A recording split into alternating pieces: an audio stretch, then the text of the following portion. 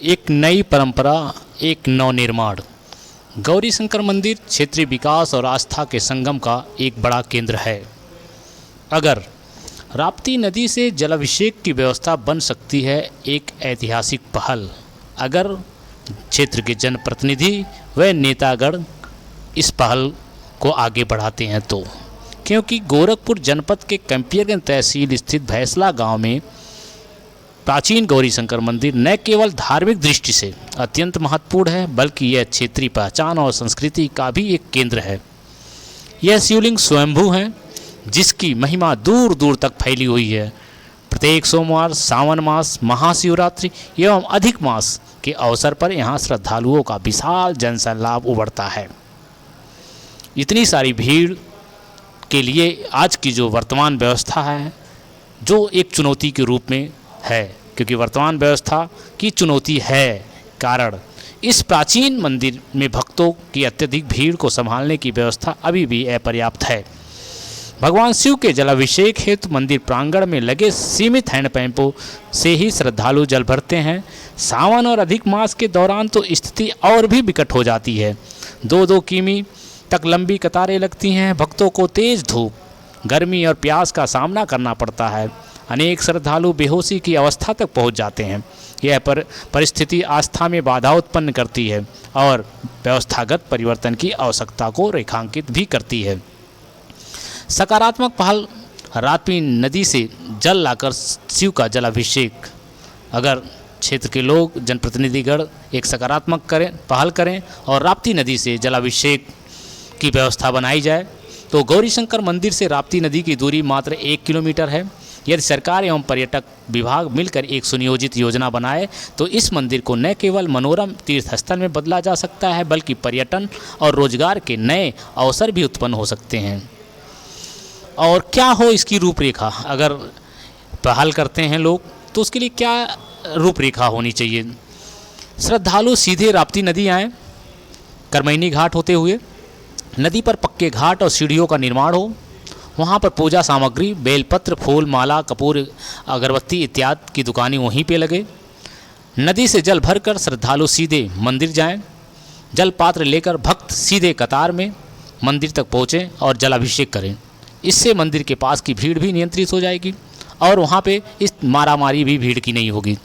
वापसी मार्ग को सुव्यवस्थित करें। श्रद्धालुओं की वापसी के लिए भौरियावा, भगवानपुर और पंडितपुर जैसे वैकल्पिक रास्तों का विकास किया जाए। यानी कि जो गौरी शंकर मंदिर जो करमैनी की तरफ से, राप्ती नदी की तरफ से मार्ग जा रहा है, उस मार्ग से वापसी की व्यवस्था ना हो। वापसी के 3-4 मार्ग हैं, एक मार्ग से जाने का और 3 मार्ग से निकलने की व्यवस्था हो, ताकि भीड़ ना बढ़े। इंफ्रास्ट्रक्चर का विकास भी है इसमें, जो मेरी व्यक्तिगत सुझाव है।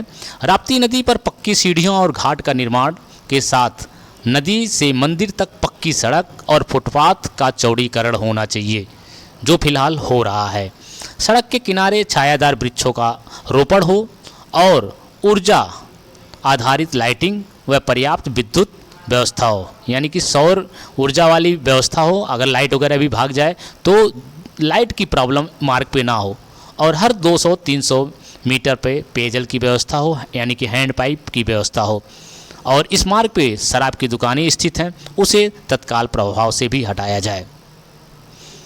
ये जो पहल है करमैनी घाट को पक्का बनाने के लिए, सीढ़ियों का निर्माण के लिए, इससे छठ और गुरु नानक जयंती जैसे महापर्व के लिए भी लाभकारी होगा। कारण राप्ती नदी पर छठ महापर्व पर लाखों की संख्या में श्रद्धालु एकत्र होते हैं। ऐसे में यदि इस घाट पर पक्के घाट और साफ सुथरी व्यवस्था हो तो एक आदर्श घाट का निर्माण भी हो जाएगा। साथ ही साथ में गुरु नानक जयंती के अवसर पर लगने वाले एक दिवसीय मेला को और भव्य आयोजित होने लगेगा, जिससे आम लोगों के जीवन पर सकारात्मक प्रभाव पड़ेगा। यानी कि अगर इस योजना का पहल करते हैं तो एक योजना से कई लाभ हो सकते हैं। जैसे शिव भक्तों के लिए सुविधा, यानी गौरी शंकर मंदिर सावन मास में, अधिक मास में भीड़ नहीं होगा, लोग आराम से दर्शन करेंगे, पूजा पाठ करेंगे और भी लोग यहाँ आना जाना शुरू कर देंगे, क्योंकि बहुत सारे ऐसे लोग हैं जो भीड़ देख करके या भीड़ का नाम सुन करके यहाँ नहीं आते हैं, तो लोगों का और आवागमन बढ़ेगा। और छठ पर्व और गुरु नानक जयंती पर आयोजित मेले के लिए उत्कृष्ट घाट साबित होगा। मेरा और क्षेत्रवासियों का सरकार और जनप्रतिनिधियों से अपील यह समय है जब सरकार, पर्यटक विभाग और स्थानीय प्रशासन इस योजना पर गंभीरता से विचार करे। यह योजना आस्था का सम्मान करेगी, श्रद्धालुओं को सुविधा देगी, क्षेत्र को पर्यटन मानचित्र पर स्थापित करेगी, स्थानीय लोगों के लिए रोजगार और व्यापार के नए द्वार खोलेगी। गौरी शंकर मंदिर को यदि सुनियोजित ढंग से विकसित किया जाए तो यह न केवल धार्मिक पर्यटन का केंद्र बन सकता है बल्कि पूर्वांचल के गौरव के रूप में भी उभर सकता है। अगर इस पूरे पहल की बात किया जाए, निष्कर्ष की बात किया जाए, तो गौरी शंकर मंदिर एक धार्मिक धरोहर है जिसकी सुनियोजित व्यवस्था और सौंदर्यीकरण से न केवल भक्तों को सुविधा होगी बल्कि क्षेत्रीय विकास की नई राहें भी खुलेंगी। राप्ती नदी से जुड़ाव इस मंदिर को एक नया अध्याय देगा, नई परंपरा की शुरुआत होगी और एक नव निर्माण होगा। तो अगर हमारे क्षेत्र के जनप्रतिनिधिगण व जिम्मेदार लोग इस नई परंपरा का पहल करते हैं और सरकार तक इससे पहुंचाते हैं और सरकार का अगर सकारात्मक रुख होता है तो निश्चित तौर पे पूर्वांचल में कंपियरगंज का एक अलग पहचान होगा।